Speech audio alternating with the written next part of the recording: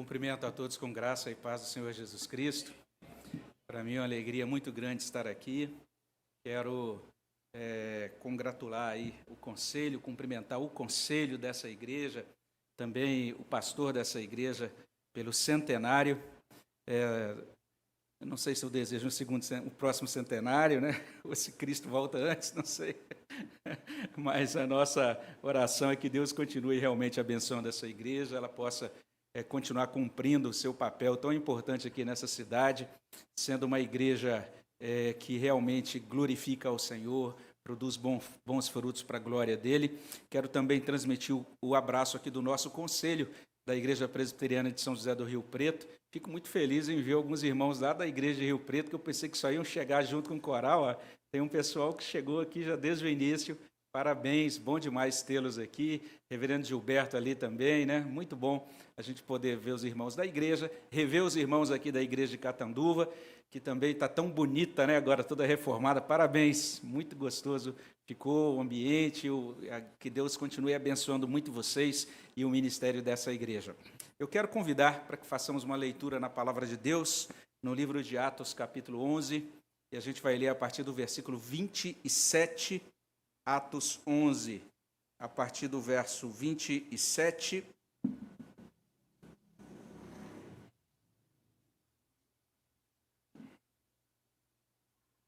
Eu vou fazer a leitura aqui do verso 27 até o versículo 30. Você também é convidado a acompanhar essa leitura. Se você, inclusive, encontrou aí, a gente pode fazer a leitura em conjunto. Convido, se você encontrou, para lermos juntos esse texto. Atos 11, 27 a 30. Vamos ler? Naqueles dias, desceram alguns profetas de Jerusalém para Antioquia, e apresentando-se um deles, chamado Ágabo, dava a entender pelo Espírito que estava para vir grande fome por todo o mundo, a qual sobreveio nos dias de Cláudio. Os discípulos, cada um conforme as suas posses, resolveram enviar socorro aos irmãos que moravam na Judéia. O que eles, com efeito, fizeram? Enviando aos presbíteros por intermédio de Barnabé e de Saulo. A gente terminou de ler um texto tão curtinho aqui das Sagradas Escrituras, Atos 11, 27 a 30, mas que é de muita importância. Ele é de uma importância singular, primeiro em termos de informação histórica, mas não apenas isso, também no que diz respeito à teologia bíblica, e é o poder para edificar, para falar aos nossos corações por meio da graça de Cristo. E essa é uma passagem que se destaca por aquilo que a gente pode chamar de primeiras menções. Tem várias coisas que estão sendo mencionadas nesse trechinho tão pequeno, pela primeira vez aqui no livro de Atos. Então, algumas coisas que aparecem pela primeira vez aqui em Atos e que são informadas aqui por Lucas, o seu autor. Uma das coisas, por exemplo, que aparece pela primeira vez é, inclusive, isso, a informação de que Lucas participou de alguns eventos que são relatados em Atos. Pelo menos alguns manuscritos vão trazer aqui um pronome pessoal, nós, informando que Lucas estava ali. A gente vai falar sobre isso daqui a pouquinho. Também é a primeira vez que aparece um profeta da igreja cristã em ação no livro de Atos. Então é algo digno da nossa atenção, a atuação desse servo de Deus chamado Ágabo. Além disso, a gente tem aqui a primeira coleta cristã gentia para Jerusalém, cristãos gentios enviando recursos, juntando recursos para auxiliar os irmãos, os cristãos da Judéia. Também é a primeira vez no livro de Atos que aparece a palavra presbíteros. Olha só, um trecho tão curtinho, mas com várias primeiras menções que são importantes. Além disso, esse texto impressiona, principalmente pelo que ele relata, né? Uma igreja filha, essa igreja de Antioquia da Síria, de certa maneira se desdobrando em generosidade para ajudar a sua igreja mãe, a igreja em Jerusalém e também os irmãos da Judéia. Então, de modo muito tocante, Atos nos apresenta o quadro de uma igreja que a gente pode chamar de igreja unida, e não é porque o Roster está aqui, né, que a gente está falando isso, mas quando eu estava pensando, preparando essa semana, eu falei, puxa, o dia que o Roster está lá, a gente vai falar da igreja unida. Muito bem. Não apenas uma igreja unida, mas também uma igreja generosa.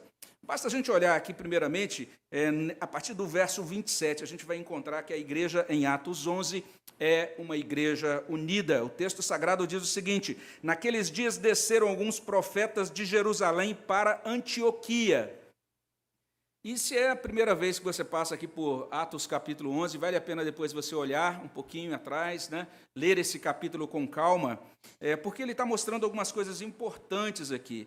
O evangelho de Jesus chega até essa cidade de Antioquia da Síria, Deus derrama a sua graça salvadora sobre aqueles irmãos, surge então uma igreja numerosa, constituída de crentes gregos. É um momento novo agora na história da salvação, um momento agora de abertura para a entrada, vamos dizer assim, essa entrada agora de muitos crentes de origem grega.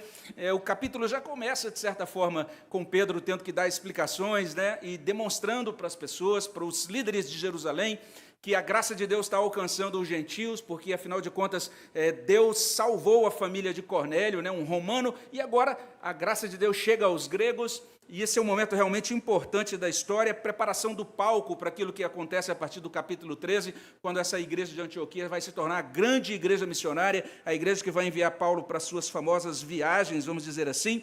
E quando olhamos para esse capítulo 11, essa igreja, então, é constituída de maneira muito poderosa, muito graciosa, e os líderes de Jerusalém ficam sabendo do ocorrido, e a partir daquele momento enviam Barnabé para pastorear os crentes de Antioquia.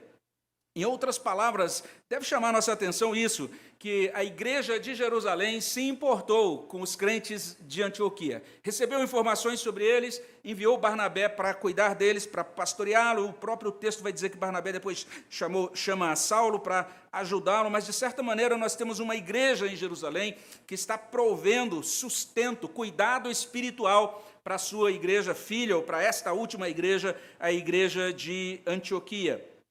Agora, quando olhamos para o capítulo 11, verso 27, não é agora Barnabé, mas agora são profetas de Jerusalém que chegam em Antioquia. Então, eles chegam para ministrar aos crentes daquela igreja. Em outras palavras, essas duas igrejas, né, de Jerusalém e de Antioquia, elas não funcionavam de modo isolado, absolutamente independente. É muito interessante isso. Cada uma delas tinha o seu governo local, e a gente vai notar, inclusive, esse uso do vocábulo presbíteros, que aparece aí no verso 30, mas elas se intercomunicavam, elas tinham informação uma sobre a outra, e elas, então, mandavam emissários, e a gente tem esses irmãos das duas igrejas visitando uma a outra, elas funcionavam conectadas uma a outra, de certa maneira. Então, havia aquilo que a gente pode chamar de uma saudável interdependência entre essas igrejas. Uma igreja dependia da outra, uma igreja compartilhava os seus recursos, os seus dons, as suas bênçãos com a outra. Ambas se ajudavam, ambas compartilhavam recursos mutuamente. Ou seja, elas não funcionavam como ministérios isolados. Não era assim que funcionava. Mas elas funcionavam muito mais como uma federação. Entendendo isso, que eram igrejas que se intercomunicavam, e cada uma se entendendo como parte de uma comunhão que era tanto local como também extra-local. E quando a gente olha para um código, um manuscrito específico, que é chamado, na verdade, de Código de Beza, e outros manuscritos, esses manuscritos enfatizam aí, lá no início do verso 28, o seguinte: não aparece aqui exatamente na nossa tradução na ARA, mas está lá nesses manuscritos, especialmente a partir do Código de Beza, dizendo o seguinte: e quando os profetas chegaram, houve muito regozijo. Então, essa é a ideia da alegria que eles tiveram de ver uns aos outros. E isso é muito bonito, a beleza da união dessa igreja. Essa é a igreja em Atos capítulo 11. E não apenas isso, mas outro detalhe digno de nota é essa união dos crentes em torno da palavra de Deus. Porque a gente confere aí no verso 28, e apresentando-se um deles, chamado Ágabo, dava a entender pelo Espírito que estava para vir grande fome por todo o mundo, a qual sobreveio nos dias de Cláudio. Então, esses profetas do Novo Testamento proclamavam a palavra de Deus. E o nosso irmão Simon Kistemacher, ele vai dizer isso, né, que são profetas cristãos que têm o dom do Espírito Santo, verso 28, vão com o fim de fortalecer os cristãos em sua fé. Lá em capítulo 13, verso 1, a gente vai ver um exemplo disso. Em Antioquia havia profetas que também ministravam para a edificação da igreja.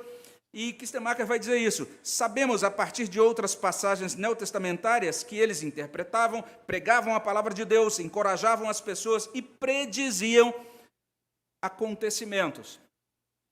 E é interessante que quando a gente olha esses ministérios, né, agora olhando especificamente para o ministério dos profetas do Novo Testamento, olhando aqui para a figura de Ágabo, a gente tem que primeiro afirmar isso. Tem alguns estudiosos muito cuidadosos, muito zelosos, alguns deles batistas calvinistas, né, como Wayne Grudem e outros, né, D.A. Carson, John Piper, Sam Storms, Craig Keener, também alguns presbiterianos, até da nossa própria IPB, que têm sugerido que esses profetas do Novo Testamento não possuíam a mesma autoridade dos profetas do Antigo Testamento. Então, alguns têm dito mais ou menos o seguinte: eles dizem, olha, uma profecia proferida por um profeta do Novo Testamento, ela não era tão autoritativa quanto as profecias do Antigo Testamento, e ela podia conter falha, ela podia ser mal interpretada, enfim, e daí não se cumpria exatamente como aquele profeta tinha dito que aconteceria. Eu discordo muito respeitosamente desses irmãos, né? Com todo o respeito que eu tenho a eles, mas parece que é ruim a gente olhar a profecia do Novo Testamento dessa forma, né? É como se esse irmão, o profeta Ágabo, fosse um profeta cuja profecia fosse falível. E, inclusive, esses intérpretes vão dizer que Ágabo errou numa outra profecia que ele pronuncia nesse livro de Atos, não é?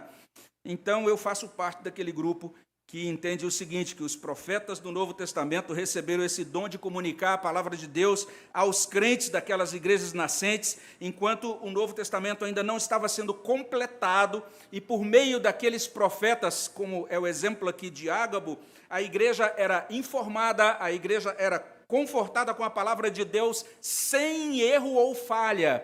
Deus concede revelação ao profeta do Novo Testamento, assim como ele concedeu revelação ao profeta do Antigo Testamento para levar a palavra dele, palavra inerrante, palavra sem falha. Então, quando um profeta do Antigo Testamento falava, ele usava, logicamente, o vocabulário típico do Antigo Testamento, assim diz o Senhor, aquilo tinha que ser recebido como palavra do Senhor. Mas quando o profeta do Novo Testamento, ele também fala, né, talvez usando uma terminologia um pouco diferente, mas continua sendo palavra do Senhor. Então, esses profetas de Jerusalém estão descendo para Antioquia para compartilhar a palavra, para ministrar a revelação de Deus, que é a palavra dele, aos corações daqueles crentes em Antioquia. E se lá no Antigo Testamento os falsos profetas tinham que ser mortos, no Novo Testamento também os mestres ou os profetas erráticos são também agentes do mal que devem ser identificados, têm que ser vencidos pelo apego à sã doutrina, expurgados do convívio da igreja. Então, o profeta no Antigo Testamento é obrigado a pronunciar mensagens consistentes com a lei de Moisés. A profecia no Novo Testamento tem que ser segundo a proporção, a analogia da fé, como explica Calvino ali em Romanos 12, 6. Quer dizer, análoga à fé, análoga à doutrina do Evangelho. Então, essa era a profecia digna de aceitação e sujeição. Toda a profecia já também no Novo Testamento é muito parecida com a do Antigo nesses termos. Uma vez avaliada, verificada a sua biblicidade, devia ser obedecida. Mas agora, voltando aqui a Ágabo, né? Só fiz todo esse arrudeio, como diz o mineiro, mas só para a gente entender isso, que Ágabo dava a entender pelo Espírito que estava para vir grande fome por todo o mundo, a qual sobreveio. Olha só o texto dizendo, ele profetizou e a profecia dele se cumpriu. De fato, essa fome predita por ele veio, alcançou, e não era agora um episódio, vamos dizer assim, de dificuldade ou de fome localizada, mas parece que realmente é um episódio mais extenso e que afetou grande parte do império. E é nesse sentido, como eu disse, que esse chamado Código de Beza indica aí que talvez Lucas já estivesse ali, porque lá no Código de Beza diz assim, houve muito regozijo, e quando nós nos encontrávamos juntos reunidos, um deles, por nome Ágabo, falou dizendo, e aí a profecia de Ágabo é mencionada naquele código. Então a profecia fala de uma grande fome que sobreveio nos dias de Cláudio, e provavelmente essa fome aconteceu ali em torno do ano 46 depois de Cristo. essa palavra se cumpriu, essa fome realmente alcançou aquela região. E a gente pode então fechar o ponto fixando a nossa mente nesse detalhe, né, que aquela igreja, essa igreja na verdade mencionada em Atos 11, é uma igreja unida. As igrejas locais estão operando conectadas umas às outras, estão alegrando-se mutuamente no amor de Jesus, estão ajuntando-se na dependência do Espírito Santo de Deus, estão contando com essa bênção de Deus Pai em torno da palavra dele. É isso que está acontecendo em Atos capítulo 11. Essa é a igreja descrita em Atos capítulo 11, uma igreja unida. Mas não apenas isso. Em segundo lugar, se a gente olha aí para o verso 29 em diante, 29 e 30, a gente percebe que a igreja em Atos 11 é generosa. Pois, quando olhamos para o verso 29, os discípulos, cada um conforme as suas posses, resolveram enviar socorro aos irmãos que moravam na Judéia. O que eles com efeito fizeram? Enviando aos presbíteros por intermédio de Barnabé e de Saulo. Chama a atenção essa resposta imediata da igreja de Antioquia. Quando eles souberam, olha, virá grande fome, imediatamente eles começaram a agir. Eles se mobilizaram, eles constituíram um fundo, entenderam, precisamos arrecadar dinheiro, recursos para socorrer os nossos irmãos menos favorecidos. O texto 29 diz isso, resolveram enviar socorro, literalmente, eles resolveram enviar essa ajuda diaconal, de serviço, àqueles irmãos da Judéia. Olha só que interessante, aqueles irmãos estavam empobrecidos. A gente não sabe exatamente qual a razão. Alguns dizem, olha, talvez realmente a questão simplesmente sazonal, de uma colheita reduzida naquela ocasião, ou talvez o fato de que essa foi uma igreja perseguida em Jerusalém, e essa igreja perseguida foi empobrecida nesse processo da tribulação ou da perseguição que sofreu. Outros dizem, talvez isso seja um desdobramento lá de Atos 2 e Atos 4, quando muitos desses irmãos dessa igreja venderam as suas propriedades, né, e doaram para atender as necessidades dos mais fragilizados, e talvez agora, com o tempo, com a dificuldade que surgiu econômica de forma mais ampla dentro do império, eles ficaram agora desassistidos, sem os recursos necessários. Então, são hipóteses, não temos uma explicação. Lucas é muito lacônico, né? Muito econômico nas palavras dele. Ele diz, vai vir fome. E a partir daquele momento a igreja diz, vamos nos mobilizar para ajudar os irmãos nesse período de fome. Osborne diz o seguinte, prover ajuda é literalmente uma prestação de serviço, indicando que esse ministério de serviço é uma igreja co-irmã, sob a forma de um programa de assistência congregacional, é planejado para ministrar espiritualmente por meio de doações. Então é isso, levantaram uma grande campanha, vamos dizer assim, nós precisamos levantar recursos para ajudar os nossos irmãos, e o texto diz no verso 29, eles fizeram isso, cada um conforme as suas posses, ou seja, fizeram voluntariamente, eles doaram generosamente. E mais uma vez aqui, retornando a Quistemácara, ele diz que com aquele ato, a igreja gentia derrubou o muro de separação entre judeu e gentil, enviando socorro para matar a fome da igreja judia em Jerusalém. Olha só que bonito que está acontecendo aqui, é algo realmente digno da nossa atenção. O texto vai trazer também essa especificação aqui, esse detalhamento, né? Porque se em Atos capítulo 4, verso 37, capítulo 5, verso 2, os cristãos, os bens materiais, os cristãos traziam os seus bens, as suas ofertas e depositavam aos pés dos apóstolos, parece que ali os apóstolos naquele primeiro momento eram os gestores, né, dessa parte financeira da igreja, vamos dizer assim. Aqui em Atos 11, 30, os bens são enviados para os presbíteros. Então parece que nesse momento agora já existia esse corpo de oficiais, esses membros mais amadurecidos, daí a expressão, né, presbíteros ou anciãos, quer dizer, a igreja presbiteriana de Antioquia enviou socorro para a igreja presbiteriana em Jerusalém, né, para os presbíteros de Jerusalém. E como eu disse no início, em um primeiro momento, Jerusalém foi muito generosa para com Antioquia, porque quando soube, olha, tem irmãos se convertendo naquela cidade, ela enviou um obreiro muito valioso, enviou Barnabé para cuidar dos irmãos antioquenos. Então, isso foi bem interessante, um ato de cuidado, de atenção, de generosidade da igreja de Jerusalém para com Antioquia. Mas agora é a oportunidade de Antioquia ser generosa para com Jerusalém. Olha que coisa bonita apresentada no texto, né? Os irmãos de Antioquia agora arrecadam recursos para ajudar aqueles irmãos da Judéia. Em Atos 1:8 é interessante a bênção espiritual sendo derramada, né? De Jerusalém para a Judéia, Samaria e confins da terra. Agora aqui em Atos 11 a gente está vendo a bênção vindo dos confins da terra para suprir necessidades de Jerusalém. Então é muito bonito esse movimento, né, de amor, de reciprocidade, de graça de Deus desfrutada, compartilhada, bênçãos espirituais, também socorro material, tudo isso sendo compartilhado por essas igrejas.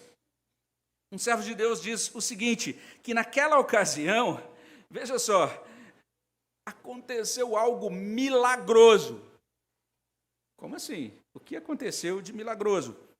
Os cristãos de Antioquia não pensaram em si em primeiro lugar.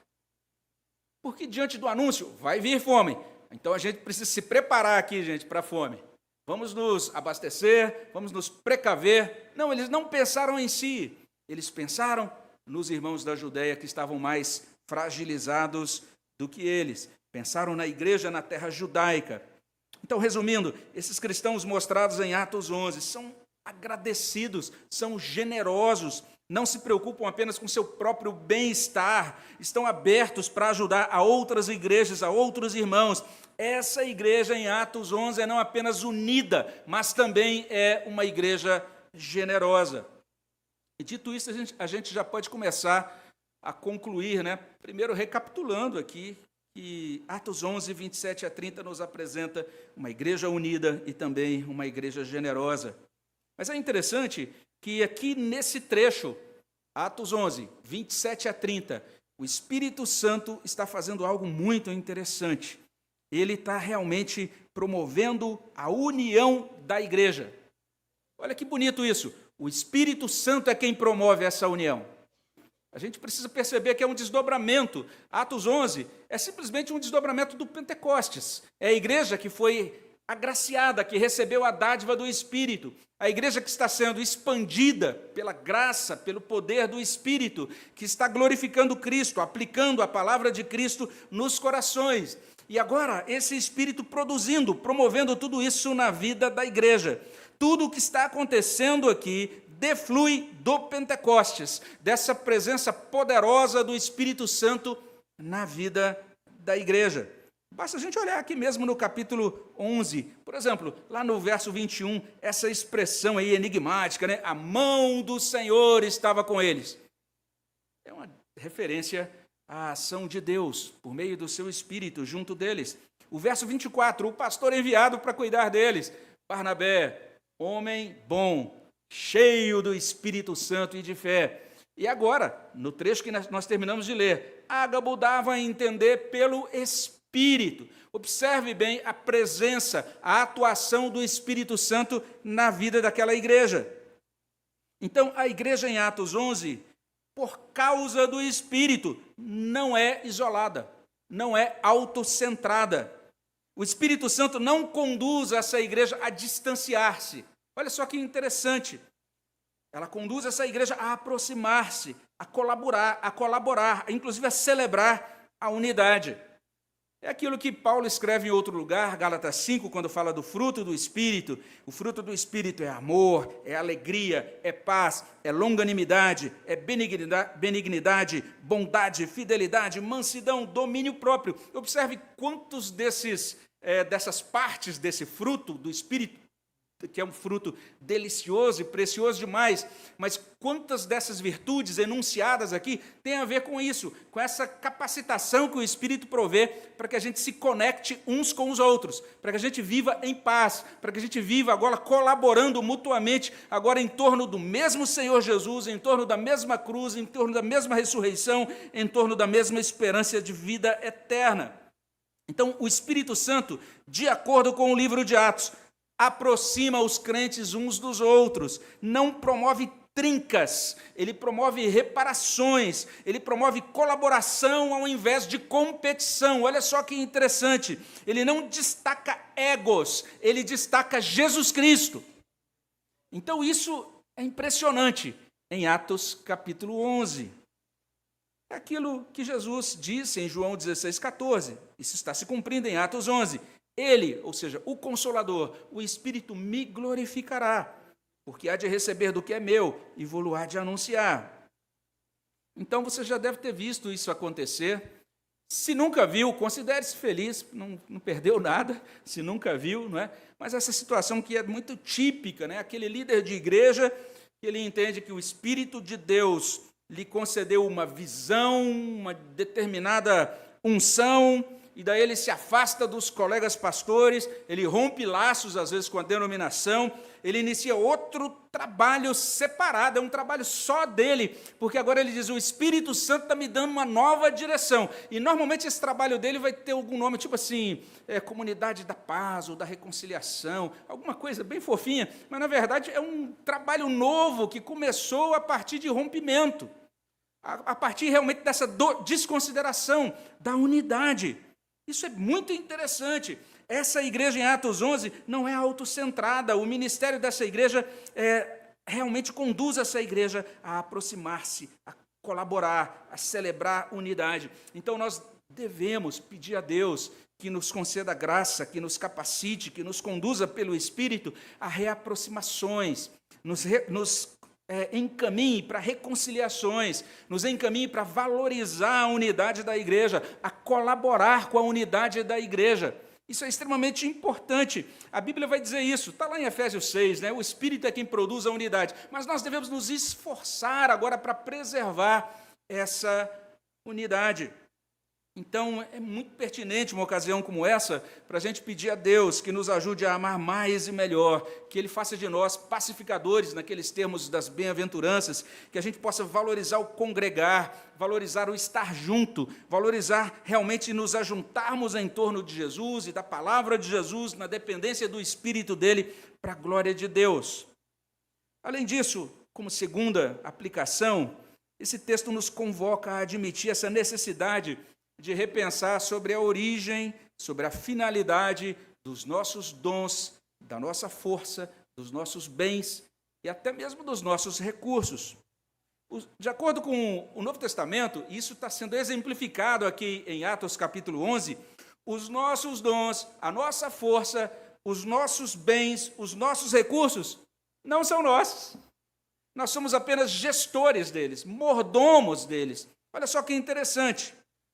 Esse livro de Atos mostra uma igreja que, diante dessa contingência que surge dentro da providência de Deus, ela agora responde a essa situação, entendendo o seguinte, vamos juntar os recursos que temos conforme a nossa necessidade.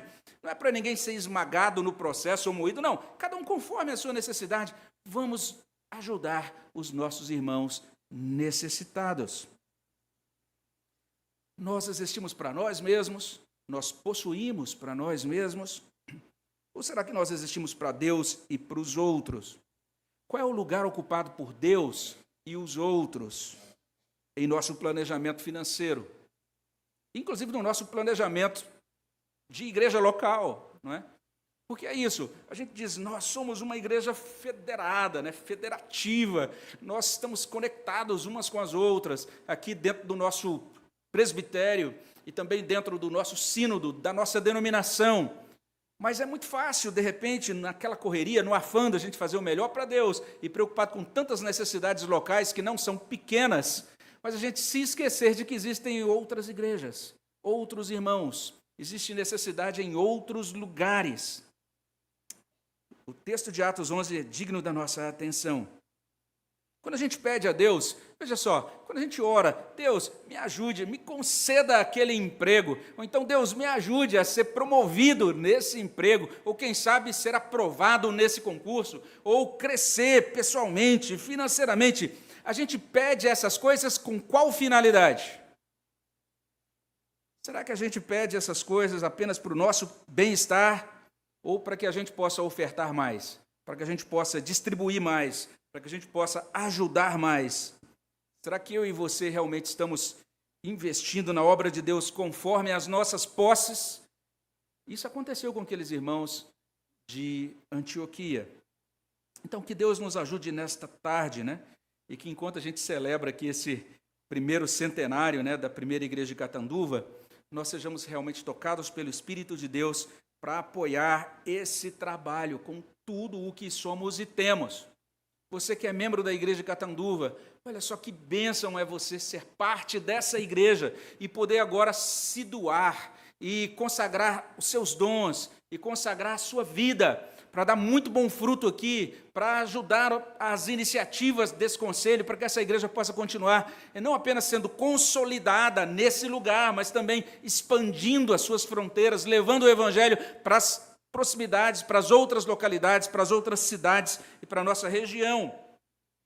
E que a primeira igreja presbiteriana de Catanduva possa sempre olhar para as demais igrejas. Lembrar que vocês estão aqui não para construir um ministério autônomo, né, isolado, autossuficiente, mas um ministério realmente provido pelo Deus de toda a suficiência e que provê para nós, para que nós possamos agora colocar a nossa vida, os nossos bens, os nossos recursos à disposição dele no reino que é dele, o reino que é muito mais amplo do que a nossa única igreja local. Que vocês nunca se esqueçam disso, nunca percam essa disposição de estender a mão para as mais frágeis, para as igrejas mais necessitadas. E a nossa oração é que a primeira igreja de Catanduva possa ser conhecida mais e mais como igreja unida. Desculpe, mas é verdade. É isso mesmo. É uma igreja que está aí contribuindo, que continua sempre contribuindo para o nosso presbitério, para o nosso sínodo e também como uma igreja generosa.